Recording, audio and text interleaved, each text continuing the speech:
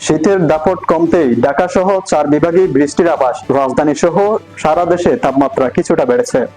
শীতের দাপট কমতেই বৃষ্টির খবর দিল আবহাওয়া অধিদপ্তর। আগামী 24 ঘন্টা কুয়াশা, বৃষ্টি ও তাপমাত্রা নিয়ে নতুন বার্তা দিয়েছেন সংস্থাটি। শুক্রবার সকালে আবহাওয়া অধিদপ্তর থেকে প্রকাশিত পরবর্তী 72 ঘন্টা পূর্বাভাসে এ তথ্য জানানো হয়।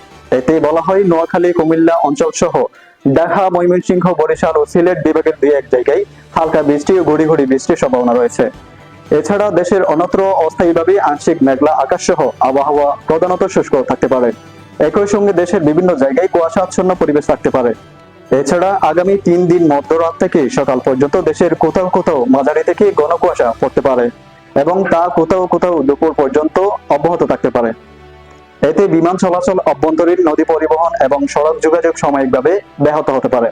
একই সঙ্গে আগামী 24 ঘন্টা তাপমাত্রা অবস্থা সম্পর্কে পূর্বাভাসে বলা হয়েছে, সারা দেশে রাত এবং দিনের তাপমাত্রা প্রায় অপরিবর্তিত থাকতে পারে।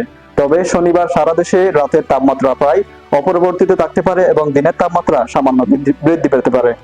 এবং রোববার সারা দেশ রাত ও দিনের তাপমাত্রা প্রায় অপরিবর্তিত থাকার সম্ভাবনা রয়েছে।